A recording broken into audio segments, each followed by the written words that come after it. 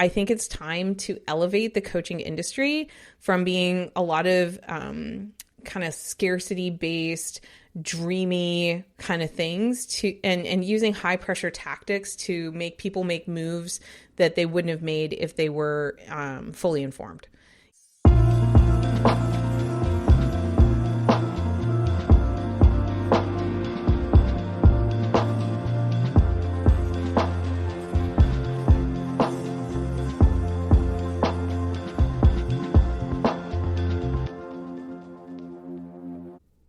Well, today we are sharing a big shift in our brand, and it's all about doing what matters and supporting you in your coaching journey and transformation. My name's Amanda Kaufman, and welcome to Thoughts on a Thursday. And I thought today I would take you behind the scenes on some rebranding that we've been doing and why we're doing it, how we're doing it, what's motivating it, and how to think about branding in general. And my hope is that by listening to this episode, you'll be inspired to be even more intentional about how you're showing up with your coaching business and the decisions that you're making that are going to guide you and your eventual team members if you are still a solopreneur, and could really be inspiring if you are already off to the races and you feel like you can't make a pivot or a change. Okay, so let's dig into it. Let's unpack it. So I want to first start out with well, why are we rebranding? But before I do that, just a quick primer on what branding is, just in case you're like, yeah, but what do you really mean by that? Because I've been in no less than 5 different masterminds where somebody stood at the front of the room and said, here's what branding is. And they all had kind of vague or complicated explanations for what branding is. To the extent that I was so afraid of talking about it, I was so certain that I was going to get it wrong that I just kind of avoided the subject. And that's very much my brand. It's like, if it's too complicated for me to do it, it doesn't matter. I'm going to move on.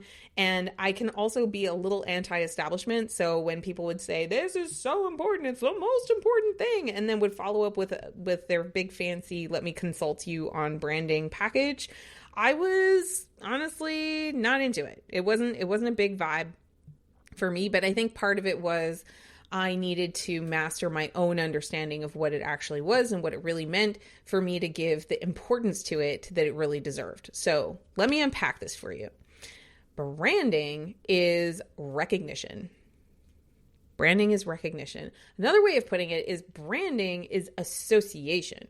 So when somebody thinks of you or thinks of your service or thinks of the things you are doing, what do they correlate that with in terms of actions or behaviors or beliefs that they have in their own life?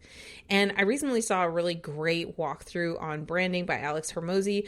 I'll actually link that video below this one because it was so good at making a kind of a big idea more concrete.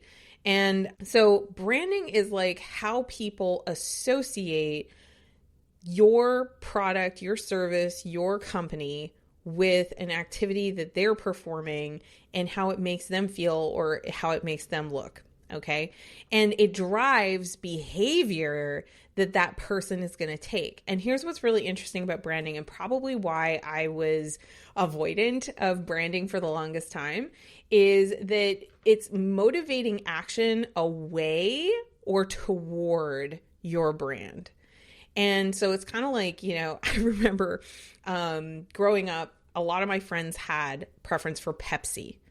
And then I went to a university that was a Coca-Cola campus. So meaning like they had the contract for all the vending machines. Coca-Cola had that contract in place. So there wasn't a Pepsi to be found. And the interesting thoughts that I remember going through my head, I'm like, but I like Pepsi. And I was like all loyal to Pepsi. And over time, I ended up becoming loyal to Coca-Cola because it was frequent and available on my campus. So I think that's a really interesting kind of a example from my own life. I think another example was when I shifted from being an Android user to an Apple user. Once somebody actually makes the transition to their association, they tend to stick with it unless they get a compelling reason to change. And One of the reasons why I moved more to like the Apple side of things is I liked the ease of use. I liked the smoothness of the interface. I liked that it was very pick it up and play with it. And I didn't value as much some of the things that I know a lot of my Android friends really value, which is, for example, having more flexibility on the platform and a bunch of other reasons why an Android user is a hardcore Android user. So at the end of the day, we're calling each other and we're staying in touch. I mean, I think I was in the early days of my coaching business, quite functional about how I thought about coaching. It's like, right, okay, so we've got a coaching process. We sit down together. I ask you questions. You ask, you think through stuff and then you get a better result. What else is there? And what I've realized over time is that coaching at a fundamental level really is a relationship. And it's a leadership type relationship where the coach is facilitating a process that the client finds value in and the client has alignment to. If the client does not find value in the relationship or have alignment to the process that you are leading them through, there's not going to be a very lasting relationship there, is there? So I understood the importance of a powerful relationship with my clients pretty early on because I wouldn't get very far with coaching if I didn't figure that out eventually. But the concept of branding still sort of stayed out there. It was like really, really kind of vague and sort of hard to kind of put my finger on.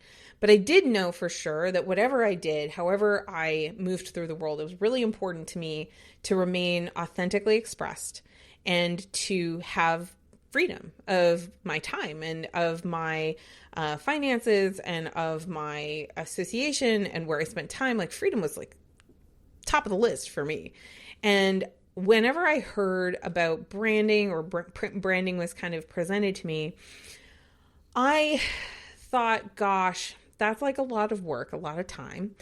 It seems kind of expensive. And I wasn't really valuing what branding could actually do. Branding fundamentally changes the behavior of a person, moving them closer to or further from.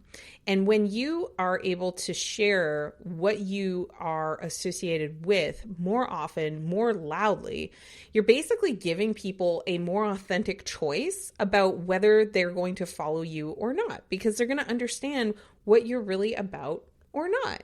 And so let's talk a little bit about the whys and the whats that have brought about kind of the change and the desire for me to do more knowledge digging and learning about branding. Why is that so important? I think reason number one is we've learned that it matters. And we've learned by taking a lot of action, going through a lot of process, seeing things win and seeing things fail. And one of the things we really learned how to do as a business is we learned how to advertise, which is amazing. I recommend it. It's a great skill. But all advertising really does is it gets you in front of eyeballs. It doesn't necessarily have somebody think, I want to associate with that more or less. That's the job of branding. And what I learned over time was that you can get a lot of attention, and you can get a lot of attention that even leads to behavior change if you're using advertising.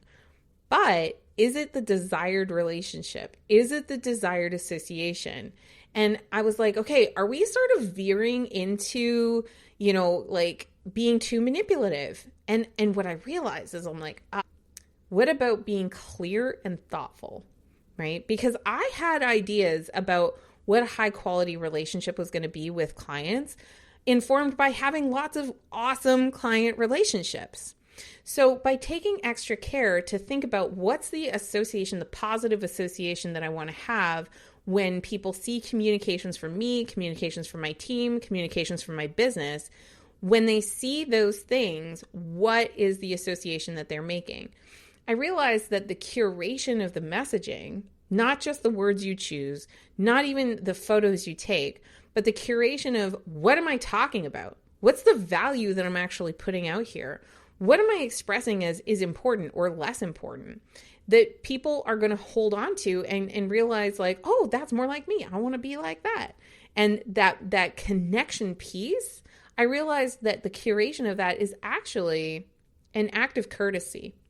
Because if you think about where the relationship's going to go as a coach, you're going to get like intimate, ideally. You're going to be sharing together in this process where the person's revealing their fears, what their challenges are, where they're experiencing difficulty. And if you don't have the courtesy of showing up with consistency, which does require intention, to let people know kind of what you're about up front, and then continue to let them know that all the way through the communications with intention, I realized I was like, gosh, that's actually less courteous, because what can happen is you can end up having an advertisement that gets placed.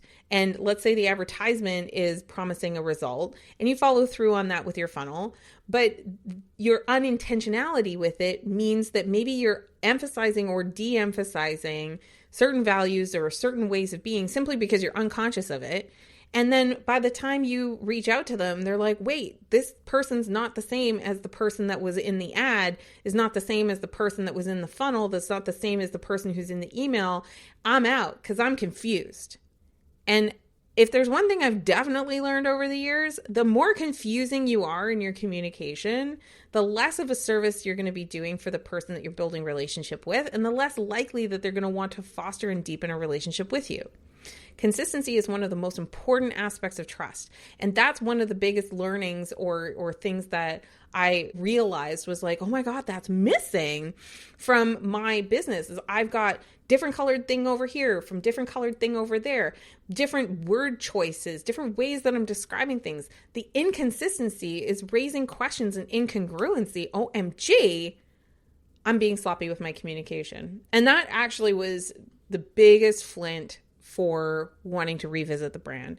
The second big reason why is because I realized that we're in a really changing environment. So, for example, just 2 years ago, people were spending more time searching on Google for answers. And now what do? They pop up in ChatGPT or Claude or whatever your AI of choice is. They pop it open and they ask the question of the AI. And it's going to be up to the algorithms to suggest the best option and alternative. It's not really, in my opinion, a viable strategy to say that I have the best widget. I have the best coaching process. Obviously, stand by your product. But what I'm saying is everybody's going to say that. Everybody's going to say that they're the best choice because they listen the best, or they're the most authentic, or they tell the truth the best. They're the truthiest truth tellers ever. And that's not necessarily differentiating, right? I think when people choose who they want to be friends with, it's going to be on the basis of shared perceptions, shared beliefs, shared vision for the future, shared mission. And, it's very much like how you make friends in real life. You've got people, coworkers, for example, that you're closer to, and coworkers that you're specifically not closer to.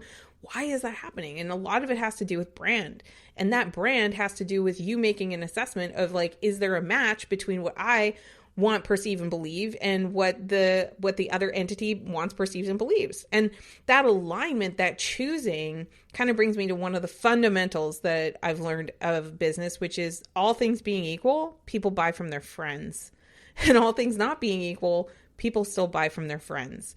And it doesn't necessarily mean like your best friend that you grew up with. I mean, like you have to have a friendly and connected relationship with somebody to be trustworthy enough for a transaction to occur, much less the coaching relationship, which in my view is generally going to require much more investment than any dollars that are going into the transaction. So, okay.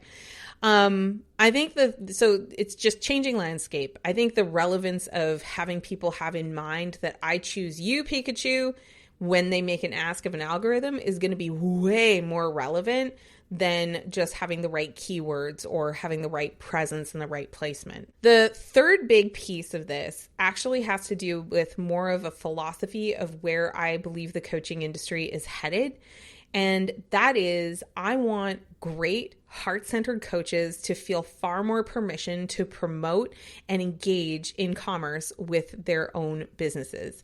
I'm seeing coaching get commoditized like crazy. There's huge companies now that are offering coaching services for a few dollars. It's becoming way more way more prolific for people to have a coach. So for you to build a entrepreneurial venture that gives you time freedom, that gives you financial freedom, is going to require you to do the work of understanding what is your unique value, what is your unique process that you're able to really stand apart from all those commoditized options, that people are going to choose you, Pikachu, because they have a really high quality relationship and they trust that they're going to be able to get more of what they like and they value from you versus choosing a commodity option. It's very much like looking at the example of, and this was in Alex Hormozi's presentation, and this is where it really hit home for me, was you could get a generic t-shirt for like $5. But if you go and get a Nike t-shirt, that's going to be what, $50? And why? What's the difference? The swoosh, right? The swoosh and the brand association. Nike as a brand has associated with winners and champions and people who don't give up and people who just do it, right? And so all those positive associations make it so that somebody's willing to spend $50 on a t-shirt that's near identical to the one that is $5. And it's because I think people believe and perceive that they're more objective in their decision making. But the truth is that brand association takes a long, long way on the value of what you're offering. And I know for sure that what we do at the Coaches Plaza is crazy and insanely valuable. And so that's why, as a CEO, I'm like, gosh, the thing that I must do to make sure that the Coaches Plaza not only survives, but thrives the next 10 years is I have got to build a stronger brand here. So that's what we're doing. All right. So let me introduce you to our 5 pillars that we've come up with that are reflective of our new approach. And these 5 pillars are going to guide all content, all interaction, all of our services, and this is, by the way, the role of brand is it's like the unified voice or the unified way that we do things that make us recognizable in the marketplace. So the first one is practical growth pathways. One of the biggest issues that coaches face right now is this sense of overwhelm. So we're here to give you simple and effective systems that it's like they layer one on top of another, and they're like Lego blocks that you build up over time. And it gets you the results without giving you all of the overwhelm. If there's one thing that just drives me super nuts in the coaching industry, it's the overcomplication of very simple tasks. Our core methodology, meet people, talk to people, fit with people, coach to people, it's not going anywhere because the truth is my clients who have had the most success, they have simplified down. They've taken all the things that the gurus say and they've just shelved it for a minute and just did what mattered. And they were able to not only connect with amazing people who became their clients, but serve at a higher level because they were able to help their clients deal with this overwhelm issue. So practical growth pathways are here to stay. So that's our first pillar. The second pillar is authentic client-centered marketing without the salesy feel. So one of the biggest things that we've heard from our community loud and clear is I don't want to dread promoting my business. I don't want to be one of those people with my business. And a lot of coaches are opting out and simply choosing not to promote their amazing services because they're so concerned with harming the consumer. And I totally appreciate that because that is very much where I came from as well. I didn't want to take advantage of anybody. I only wanted to serve people who authentically wanted my help. But here's the other side of the coin. Without having some kind of a sales process, one of my mentors says, if you don't have a sales process, you're going to learn the process they use for not buying. And I think that that's really, really powerful. So we're really committed to helping you attract dream clients, like people that you love to work with without having to sacrifice who you are. We want you to be authentic. We do not want you to feel like you have to use gimmicks or hard sales. And, pairing that with practical growth pathways, we can show you exactly how to do that because that's exactly how we've operated and done millions of dollars. Thank you very much. Okay. The next pillar is just having a clear, structured learning approach so that we can drive immediate impact. So the idea is that every pillar or every piece of content is meant to be straightforward. So we're continuing to build resources, and we're doubling down on the instances where we've built resources that are designed to be practical and implementable. So you can make real progress and not just feel like you have to constantly keep collecting information. Now, we're going to keep producing content, but our content, like I said, it's going to continue to be even more actionable, even more implementable, and you're not just sitting there kind of Netflixing your content unless you want to. You actually have things that you can put into practice right away. The fifth pillar is empathy and understanding of financial realities. And this is really important to me. It took me some time to get the wording quite right of what it is. But the thing I'm seeing in the coaching industry is I'm seeing a lot of people who have this desire to help. And then the solution that is being sold to them is often not a match for their authentic financial capacity or their capacity for learning on pace. And the result of that is that a lot of coaches end up getting overextended financially. And so that kills their cash flow, and it kills their confidence, it kills their profitability. And so what I'm saying is the coaching industry is somewhat killing the coaching industry in a lot of ways. Now, I think that you should charge, well and high for your services that you are spending all of your time and your energy in building and cultivating. I'm not saying that we shouldn't have high ticket coaching. I think there's a place for it. And the idea is that we are going to provide high value support that respects your journey and your budget, which means that we're going to have more options that you can join at a lower ticket level, medium ticket, as well as the high ticket. So for years, I really just stayed in the lane of high ticket coaching.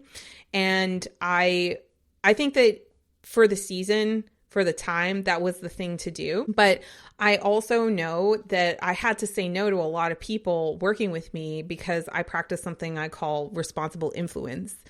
And what I've decided is I'm just going to bring that to the forefront in the brand, that responsible influence means that we promote the idea that you should know where your budget is. You should know where your credit is. You should know where your cash flow is. You should know if you're not getting a return on your investment, because you should change your behavior to help you to earn more money, to build your audience, and do the things that actually matter. Hello, do what matters to right your position, And I've had plenty of clients that worked with me on a high ticket level that they were like, I don't know what to do. I need to make money. I don't know what to do. And I was like, well, have you considered getting a job in the meantime? And we call it a rainbow job when you do that, because I'm not saying that you should give up on your dreams ever, but I'm saying that some people tacitly do because they think that they have failed if one program didn't give them all of the answers of the universe and everything. That's 42. And if you know, you know.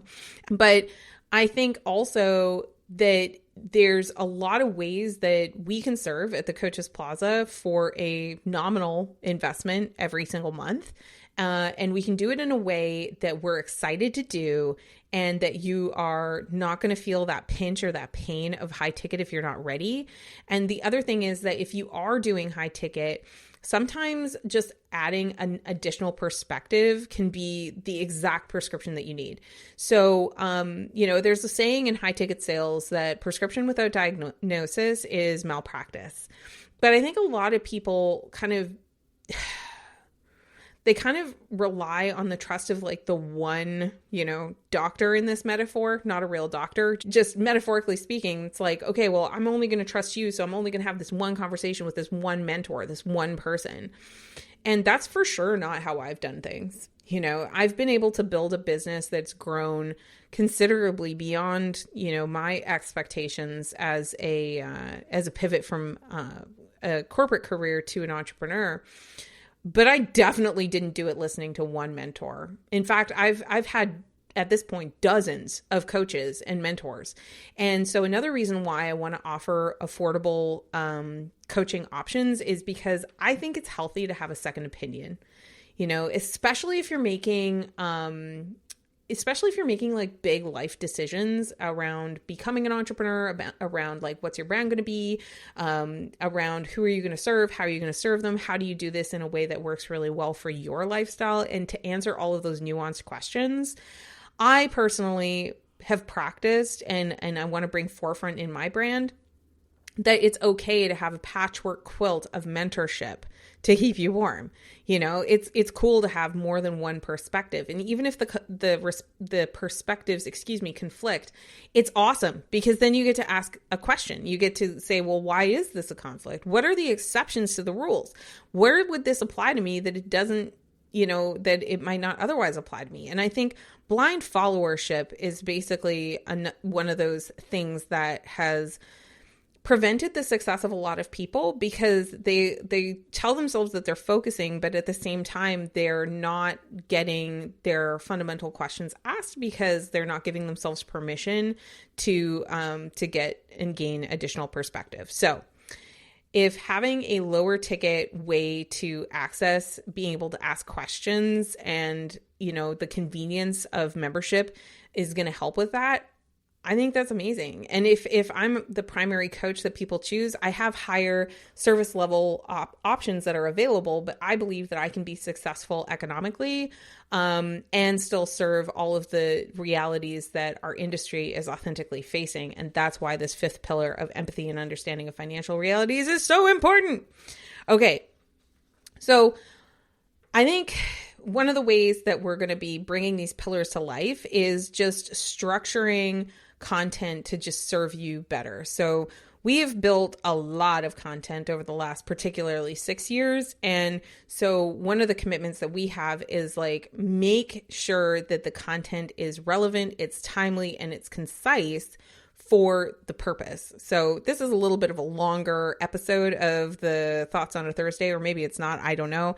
But the idea is that I want to make sure that what you're getting out of this is educational and you can action it. You can even like steal the pillars. You can rewind, write down all the pillars, make them your pillars, and have that as a starting point for your business. I don't care. I think that that's a great idea.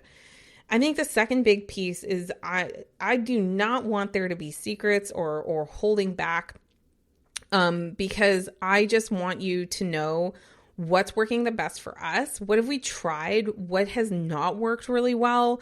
And I really want you to find real success, not because you're copying everything that I do, but because I'm so open with what we have done. Maybe you'll see in the shares that I give a place where I like missed, like I missed a perspective or I missed a practice that would have made that strategy successful. I'm open to all of it.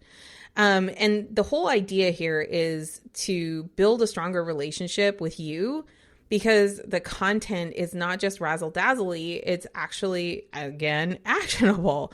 And, I learned from Frank Kern, if you want to help other people and you want people to pay you, the best way to show that you can help them is to genuinely help them. So that's the philosophy there.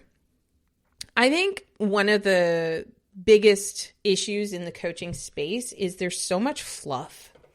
There's so much fluff out there. There's so much distraction. It's hard to know what's real. It's hard to know what's useful, what's helpful, and what's timely. And so I think what I really want to see other coaches do, if you're listening to this episode, maybe like make a note of this for your next strategic meeting, is prioritize real value-driven content that prioritizes relationships over transactions. And I mean, I like value, not because you're prescribing the value, but valuable because you've surveyed your audience, you've asked the questions, you're taking the conversations that you're having in sales calls and in coaching calls, you're using that to actually inform your content strategy and your product strategy so that you can actually have some of the world's best coaching, because it's just in such high resonance to the people that you serve. Like, that is so huge. I think it's time to elevate the coaching industry from being a lot of kind of scarcity based, dreamy kind of things to and using high pressure tactics to make people make moves that they wouldn't have made if they were fully informed, and I think that that's super, super important. So how can you engage with this new brand? Well, congratulations, you're doing it. If you've watched or listened to this episode, then you're already here. Like, that's amazing. Make sure you're following our podcast. Make sure you are engaging with our regular content. I go live on Instagram every Monday at 9 a.m. Central, and I post an opportunity for you to submit your questions to me. You can ask me anything, like literal open book. Every Friday, I post to my Instagram stories, and I'm super excited to support you there. My goal is to make this content independently valuable. And I will occasionally let you know when we are opening the doors for the membership that I mentioned earlier, or when there's other opportunities. But I just really want you to know that joining any program of ours is an option and it is an investment. And I'm so excited to support you in a high-powered way.